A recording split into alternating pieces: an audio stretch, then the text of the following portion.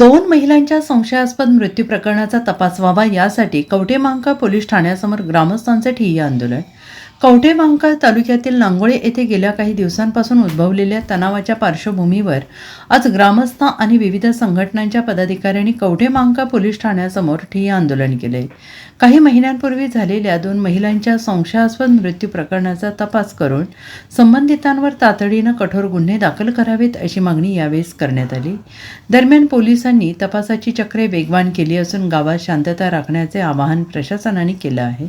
काही महिन्यांपूर्वी नांगोळे गावामध्ये आई आणि पत्नीचा विषबाधेमुळे मृत्यू झाल्याची घटना घडली. मात्र हे प्रकरण घातपाताचे असून या संबंधित व्यक्तीचा सहभाग असल्याचा संशय ग्रामस्थांनी व्यक्त केला. या प्रकरणात लव्ह जिहादचा संदर्भ असल्याचं सांगत गावकऱ्यांमध्ये संतापाची लाट उसळली आहे. संशयित आरोपी सध्या पसार असून पोलीस त्याचा कसून शोध घेत आहेत. पोलीस प्रशासनाची भूमिका आणि बैठक. गावातील वाढता तणाव पाहता पोलीस निरीक्षक प्रवीण कुमार कांबळे यांनी नांगोळी ग्रामपंचायत कार्यालयात ग्रामस्थ आणि प्रमुख पदाधिकाऱ्यांची समन्वय बैठक घेतली. या प्रकरणाचा सखोल तपास सुरू असून कोणाला पाठीशी घातलं जाणार नाही.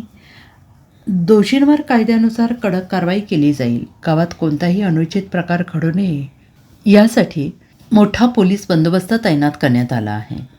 कायद्यावर विश्वास ठेवा, कोणत्याही अफवांना बळी पडू देऊ नका आणि सामाजिक सलोखा धोक्यात येईल असे कृत्य करू नका, असे आवाहन पोलीस प्रशासनाकडून करण्यात आलं आहे. तपास पथके संशयिताच्या शोधासाठी रवाने झाली असून लवकरच या प्रकरणाचा छडा लावला जाईल अशी ग्वाही पोलिसांनी दिली आहे. पहिला मुद्दा असा आहे की ह्या एक सिरीज ऑफ क्राईम आहे. वेगवेगळ्या गुन्ह्यांची साखळी एकत्र आहे. प्रथमतः दोन महिलांचे गावामध्ये खून झाले, आरोपी मोकाट सुटले. त्याच्यानंतर त्या खुनाच्या वेळेला काही गावातली मंडळी, मुलं पोलीस प्रशासनाला आम्ही त्यांची नावं दिलेली आहेत की त्या आरोपीला सहकार्य करत होती. त्याच्यानंतर असं झालं की गावातली त्या ठिकाणी एक विधवा महिला ही अचानक बेपत्ता झाली आणि त्यावेळेला या मुलाचं नाव, जो खुनी आहे त्या खुन्याचं नाव त्याच्याबरोबर जोडलं गेलं आणि खुन्याचं नाव जोडलं गेल्याच्या नंतर मग काही दिवस ते कवठेमहांकाळ इथं वास्तव्यात राहिले आणि त्यावेळेला असं लक्षात आलं की सुरुवातीला गावातल्या मंडळींना असं वाटलं की ठीक आहे, त्यांच्या परस्पर संमतीनं ते गेले असतील, परंतु त्या महिलेबरोबर राहण्यासाठी म्हणून तो आईचा आणि बायकोचा त्यानं खून केलेला होता हे त्या महिलेनं सुद्धा खाजगीमध्ये सांगितण्यात आलेलं आहे, कबूल केलेलं आहे. आता पुढचा विषय असा आहे की नंतरच्या काळामध्ये त्या मुलांची जी लहान मुलं आहेत, त्या विधवेची जी लहान मुलं आहेत त्यांच्यावरती अमानुष असा अत्याचार करण्यात आला. त्यांना पट्ट्यानं मारण्यात आलं, त्यानंतर गरम करून उलटण्याचे चटके देण्यात आले आणि तू नमाज पढलं पाहिजे, मुलीला तू बुरखा घातला पाहिजे, अशा प्रकारे मोठ्या प्रमाणात जबरदस्ती करण्यात आली. कुठल्याही प्रकारचं त्याच्याकडं पालकत्व नसताना साहेब हा गुन्हा त्याच्याकडनं झालेला आहे. आणि पहिला गुन्हा जो 302चा आहे तो अमानुषाचा आहे, दुहेरी मर्डरचा. त्याच्यामध्ये कुठल्याही जातीवाद किंवा धार्मिकतेचा विषय नाही आहे. त्याच्याच धर्मातल्या म्हणजे त्याच्याच आईचा आणि बायकोचा हे केलेला आहे, खून केला आहे. दुसरा गुन्हा त्या लहान मुलांना मारणं आणि हे सगळा विषय झाला.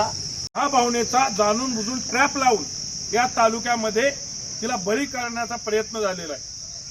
चांगला प्रपंच असणारा तिचा नवरा सोना चांदीचा व्यापारी होता असं ऐकण्यात आहे आणि अशा महिलेचा मग आर्थिक पिळवणूक किती पटीनं केली आहे आणि याच्या मागं कोण आहे. तात्पुरतं प्रकरण न दडपता लोकांची मागणी काय आहे, इथं आता आलेल्या लोकांची, गावकऱ्यांची मागणी काय आहे की 302चा गुन्हा दाखल व्हावा. काय हरकत नाही, 302चा गुन्हा दाखल करावा. लोकांना तालुक्यातील आश्वस्त करा तुम्ही की आम्ही गुन्हा दाखल केलेला आहे, पुढे बघूया तपासात. 302चा गुन्हा दाखल करा. त्याच्यावर त्यांना 2 महिलांचा जीव घेतलेला आहे निष्पाप आणि अशा प्रवृत्तीला जागीच ठेचलं तर भविष्यात होणारे हे धोके आहेत त्या तालुक्यातील ते टाळले जातील. पदाधिकारी सुद्धा होते, त्यामध्ये या सगळ्या विषयांची खूप चर्चा केली आहे. आता एक आहे की दुहेरी चहा जो आपण सगळ्यांच्या भाषणामध्ये आला तो उल्लेख आला तो त्या अनुषंगाने आपल्या पोलिसांना 2 ED दाखवले आणि त्या दोन्ही ED मी स्वतः माझ्याकडे तपासायला घेतलेले 24 जानेवारीपासून माझ्याकडे आहे. आता काही गोष्टीला टेक्निकल थोडीशी आहे तिथं देखील मी तेच बोललो होतो की CA अहवाल अजून पेंडिंग आहे तो एका विषयाचा पण आहे आणि दुसरं म्हणजे जे कंटेंट्स आम्ही त्या घटनास्थळावरून जप्त केले होते त्या घटनास्थळावरून कंटेंट हे केल्यानंतर ते म्हणजे कोणतं विष त्यामध्ये गेलेलं आहे हे जेव्हा पण येत नाही तो पण आपल्याला त्याच्यावर पुढे कारवाई करता येते तरी देखील आज मी SP साहेबांसोबत सुद्धा बोललेला आहे SP साहेबांचं पत्र घेऊन आजच्या आज माणूस याला पाठवतोय CA कोल्हापूरला तिथून तो अहवाल प्राप्त करण्याचा प्रयत्न करतो किंवा आज नसेल तर उद्या तरी जास्तीत जास्त उद्याला अहवाल प्राप्त करण्याचा प्रयत्न करतो अहवाल प्राप्त झाला अहवालामध्ये जे येईल त्याच्यावरून मेडिकल ऑफिसरचं मत घेतलं जाईल मत आल्यानंतर त्यामध्ये पुढील योग्य ती कारवाई त्यामध्ये केली जाईल जसं मी तिथं आपल्याला बोलतो आपल्या सगळ्या ह्याच्यामध्ये बोललेलं आहे. Bureau report SPN Marathi Kavathe Mahankal.